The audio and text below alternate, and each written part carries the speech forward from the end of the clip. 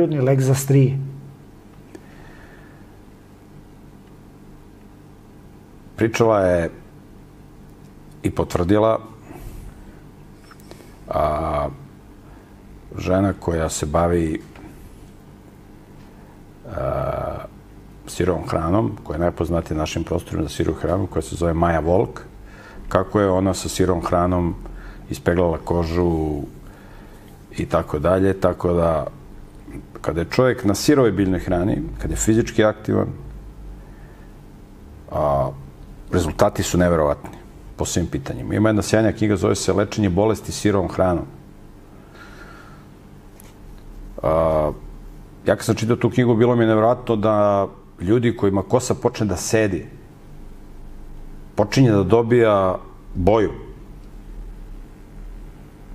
Koliko sirova hrana deluje moćno na organizam. Sirova biljna hrana, samo treba napraviti dobre kombinacije da čovjek ne bude gladan, da budu hranjivi obroci. Tako da mogu strije da se skinu fizička aktivnost, adekvatan odmor, sirova biljna hrana. Imate jednu kratku knjigu na internetu, zove se Čudo izlečenja.